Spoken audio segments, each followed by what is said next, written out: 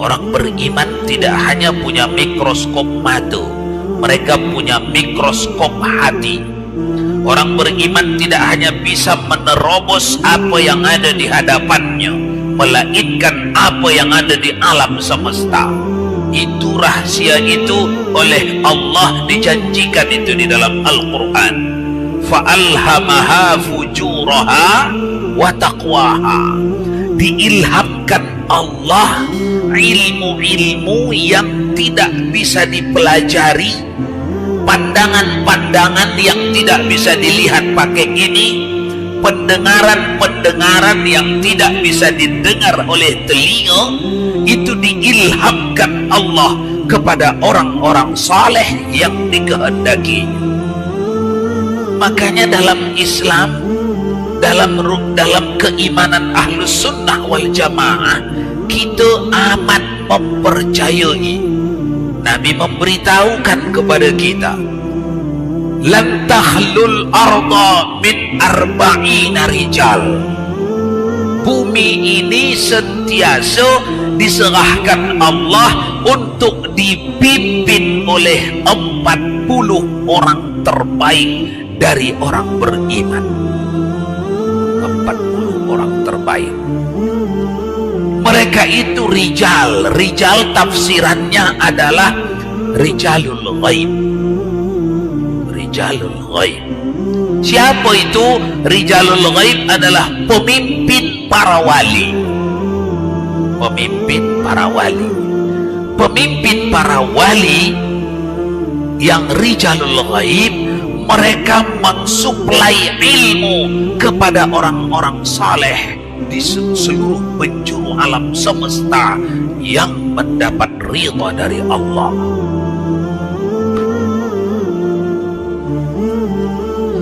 Makanya tak heran ketika tahun 82 di Kabupaten, sekarang Kabupaten Madinah, apa itu Madinah? Mandailing Natal. Udah pemekaran dulu, sebelum pemekaran Kabupaten Tapanuli Selatan. Di sana ada gunung berapi namanya Sorik Marapi. Pernah dengar ayah Sorik Marapi? Tak pernah. Tahun 82 Sorik Marapi itu membatu-batu. Datang apa namanya itu, tukang urus gunung tuh, apa namanya, BM apa, BMKG apa, BM apa namanya, BMKG.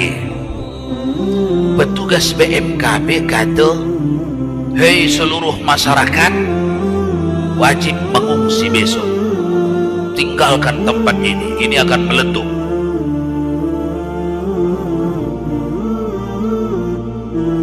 Ada seorang ulama di situ namanya Syekh Muhammad bin Abdul Wahhab Lubis. Sekarang dikenal karena dia sudah meninggal. Anaknya sekarang di situ, rumah besarnya itu dijadikan pesantren. Datanglah masyarakat ke situ. Tuan, kata pemerintah BMKG, kami kampung ini, desa ini, desa ini, desa ini, desa yang mengelilingi, kami disuruh pindah ke penampungan sementara. Kata tuan, ini gunung ini punya Allah. Api yang dalam perutnya itu pun punya Allah. Kalau kamu mau patuh kepada Allah, aku mau berdoa supaya Allah tunda meletupnya. Itu kata Tuan Syekh Muhammad bin Abdul Wahhab Lubis. Kata ketua-ketua kampung, tak bisa pakai ditunda ini Ini orang yang menetapkan harus pindah besok ini sudah sekolah khusus bertahun-tahun ini dalam bidang gunung berapi. Tuan guru tu bila dia sekolah dalam bidang gunung berapi, lagipun dia seorang. Ini beberapa ahli ini memang ahlinya ini. Tak bisa. Kesimpulannya bertikai antara pihak pemerintah yang ingin memindahkan dengan majlis atau jamaah tuan ini. Kesimpulannya, kata tuan itu, siapa yang mau pindah, pindahlah. Siapa yang ikut saya tak pindah. Jadi ikut saya lah sini. Maka pada malam itu tuan itu panggil jamaah-jamaah, murid-murid berzikir bersama-sama, bermunajat, berdoa bersama-sama. Tengah berdoa mereka itu, semuanya orang di sekeliling kampung itu mendengar bahwa gunung itu meletup, tapi meletupnya ke bawah. Bisa rupanya meletup ke bawah. Biasanya meletup ke atas, ini meletup ke bawah. Jadi besok pagi beramai-ramailah pihak BMKG ini bersama masyarakat. Tengok, udah meletup, sudah bolong. Letupnya ke mana? Tak tahu. Tak ada tanda-tanda. Sebut saja ke bawah, selesai. Yang ada lubang. Sampai sekarang Sorik Marapi itu berapi aktif di mata para ahli, tapi tidak pernah mengganggu masyarakat. Apa yang hendak kita gambar di sini? Takhlul arda min arba'ina rajulan. Nabi udah jauh-jauh hari bagi tahu, ini arda, bumi ini di bawah kepemimpinan, diserahkan Allah ini kepada orang soleh. Jadi pemimpin-pemimpin, raja-raja yang kafir, yang munafik, yang maksiat, itu hanya numpang hidup aja itu. Numpang hidup aja. Karena ada di sekitar situ orang soleh, makanya tak kena dibal dia. Kalau tak ada di negeri itu orang soleh, kena sapu itu dia. Lan takhlul arda min arba'ina rajulan. Jadi para wali setelah masa kenabian tak ada nabi, tak ada lagi nabi. Yang bumi ini diserahkan dulu waktu ada nabi, bumi ini isi-isinya ini diserahkan kepada nabi. Tidak ada ilmu yang lebih tinggi dari ilmu nabi. Itu sudah diuji oleh zaman dan orang beriman wajib mengiktikadkannya. Tidak ada planning yang lebih tepat dari planning nabi. Tidak ada informasi yang lebih bersih dari informasi yang datang dari Nabi. Di zaman Nabi tak ada lagi al-ulama. Al-ulama'u warathatul anbiya. Ulama itu ahli waris Nabi. Ulama itu pangkatnya bertingkat-tingkat. Ada al-ulama'ul amilin, ada al-ulama'ul salihin, ada al-ulama'ul mujahidin, ada al-awliya, ada al-qutbul aqtab, atasan awliya, ada qutbur rabbani, atasan awliya qutbul aqtab, bertingkat-tingkat. Kemudian qutbur rabbani, mereka kata Rasulullah 40 orang.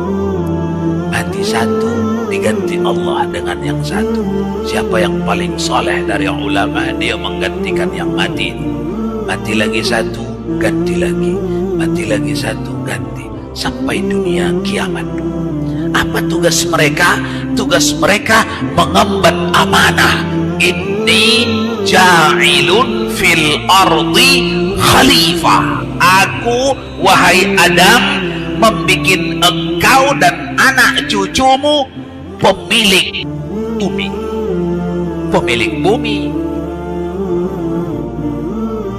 Jadi kita yang maksiat, mungkarat masih bisa cari nafkah, masih bisa ikut gelak-gelak, itu karena tak berharganya alam semesta ini. Sudah lewat kita di kitab ni ya. Kata Rasulullah, kalau berharga ini dunia ini serta seluruh isinya di mata Allah, kalau ada nilaiannya senilai dengan sebelah sayap nyamuk. Nabi yang cakap. Jangan melotot mata awak sama saya, bukan saya yang cakap. Ya kalau saya melotot mata saya pada awak tak apa-apa, orang memang itu bawaan mata saya begitu. Kata Allah, kata Rasulullah, kalau ada harga alam semesta serta seluruh isinya di mata Allah sebelah sayap nyamuk saja, maka tidak akan dibiarkan Allah orang-orang kafir, orang-orang musyrik, orang-orang munafik tak boleh hidup di sini, disapu habis sama Allah. Tapi lantaran tak berharganya ini alam semesta di hadapan Allah, tak sampai sebelah sayap nyamuk harganya ini di hadapan Allah, maka dibiarkan Allah orang kafir, orang musyrik, orang munafik, dibiarkan Allah hidup di dunia karena tak berharga. Bahasa ini, hadis sahih ini filosofis, tidak bisa difahami dengan terjemahan letterling. Tapi para ulama membimbing kita memaknai, memahamkan hadis ini. Apa itu artinya? Makin faham orang apa yang disediakan orang beriman, makin faham orang beriman apa yang disediakan Allah di akhirat, makin ditinggalkannya ini dunia ini kalau tidak dapat dikompromikan dengan keinginan Allah. Tapi kalau bisa dikompromikan dengan apa yang diperintah Allah, jangan tak kelola ini, jangan tak ambil perintah Allah mengelola ini. Orang khalifah, inni ja'ilun fil ardi khalifah. Sudah disediakan Allah media yang bisa mengelola ini secara syar'i. Awak tak mau, berarti khalifah yang apa ini?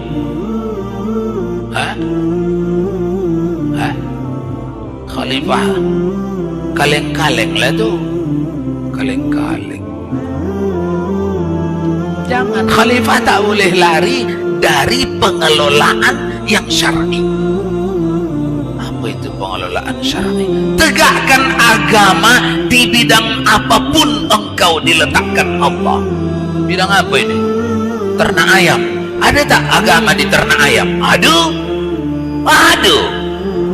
Jual ayam sah, jual tai ayam tak sah. Agama mengurus. Bidang apa awak? Restoran. Ada tak agama di restoran? Aduh. Macam mana mencuci ikan tongkol supaya suci? Seekor bisalah jirus-jirus 50 kilo. Awak jirus juga? Macam mana? Awak pindah saja dari satu mangkok ke satu mangkok. Najis berarti yang awak jual itu awak memberi makan orang ramai najis. Dosanya disimpankan ke awak. Ada agama di semua lini. Apa ini? Supir truk. Ada tak perlu agama di supir truk? Karimun Padang bawa kol, bawa cabai. Ada tak agama di situ? Aduh. masuk waktu zuhur, berhentikan truk awak, sholat. Kondektur awak tak mau sholat, pecat itu, ganti dengan yang sholat. Khalifah kalau bisa agama dibawanya ke pekerjaannya, maka pekerjaannya itu dipertahankannya. Kalau tak bisa, dicampaknya itu pekerjaannya itu. Karena jangankan pekerjaanmu yang sedikit itu, satu dunia ini tidak ada nilainya sebelah sayap nyamuk di hadapan akhirat kita besok. Itu maksudnya hadis Nabi. Kalau sekiranya, kata Rasulullah, dah lewat hadisnya di belakang, buka balik. Kalau sekiranya di hadapan Allah dunia serta seluruh isinya ada nilai sebelah sayap nyamuk, maka tidak akan ditinggalkan Allah orang kafir hidup di dunia ini.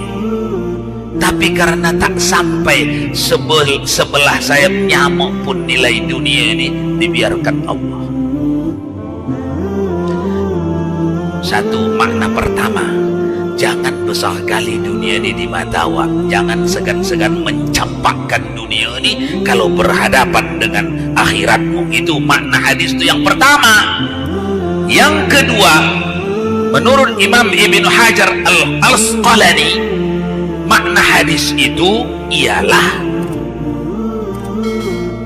dunia ini serta seluruh isinya, khalifahnya gitu, manusia anak Adam yang beriman, itu khalifah. Supaya jangan lari dari tugas nih. Apa itu lari? Cari selamat. Alah udahlah, waktu jalan itu saya, harta saya inilah saya urusi biar bertambah ini terus itu. Yang beresiko-resiko itu waktu sajalah saya tak. Cari selamat itu bukan tugas khalifah yang awak kerjakan tuh. Atau paling tidak orang itu tidak mengerti kekhalifahannya, tidak mengerti tugasnya. Dia didatangkan adalah ja'ilun fil ardi khalifah. Khalifah itu pengurus. Apa yang diurus? Alam semesta. Apa itu alam semesta? Anak, bini, tetangga terdekat, baru yang lebih jauhnya, lebih besar. Disesuaikan dengan kemampuan masing-masing. Jangan apa kerja Pak? Guru apa Pak? Guru agama lah, mengajar anak di sekolah. Sudah pensiun, baru setahun pensiun. Lama Bapak mengajar, iya.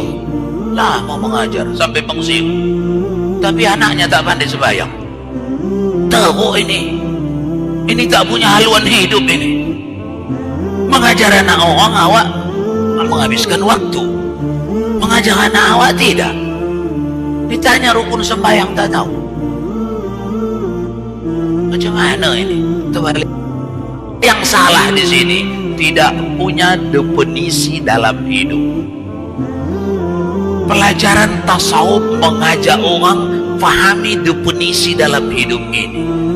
Allah memberikannya di dalam Al-Quran, wa ma khalaqtul jinna wal insa illa liya'budun. Tidak kucipta, tak perlu engkau kucipta. Kalau bukan kusuruh hendak mematuhi, kau tak perlu kucipta jadi orang. Cukup kucipta engkau jadi pokok kayu, jadi tikus, jadi batu, jadi air, jadi angin. Itu Allah yang cipta tikus, monyet, Allah yang cipta. Ketika dicipta Allah jadi manusia, ada target, ada tujuan. Tujuan itu dibagi tahu Allah. Liya'budu, mematuhi Allah. Kita datang ke sini mengaji, begitu diuji Allah, mati anaknya, habis gajinya langsung. Habis gaji. Kalau tak lambat bawa ke Batam, tertolong lagi anak saya tu. Tertolong lagi tu. Kena lambat kapalnya, mati mesinnya. Alamaknya banyak sangat. 10 tahun mengaji. Masya Allah. Apa yang hilang? Tak ada yang hilang. Hanya definisi hidup awak lupakan. Kita hidup ini mematuhi Allah. Orang hidup, orang mati tidak bisa disebabkan. Kehidupan tidak dihantar seseorang, kematian tidak diberi seseorang. Tapi dah selesai kita gaji. Dah selesai belum? Sudah apa belum ini? Bila itu ditetapkan Allah, kehidupan dan kematian? Bila? 40 hari yang ketiga di rahim ibu. Masih ingat ya? Jangan lupa itu. Kalau ada masalah-masalah di lapangan, itu ubat yang ampuh itu. Bolehlah dihukum orang yang bersalah dalam kematian anak awak tu, tapi awak menghukumnya bukan lantaran kesel. Awak menghukumnya lantaran ada kebolehan menghukum di fikih, di syariah. Allah mengizinkan hukum-hukum, bukan karena kesel. Lain itu karena kesel. Kalau karena kesel, 3 tahun pun belum bisa bayar. Asal nampak muka orang tu, langsung ingat lagi balik. Bukan dia saja, bebek dia pun geram hati kita nengok.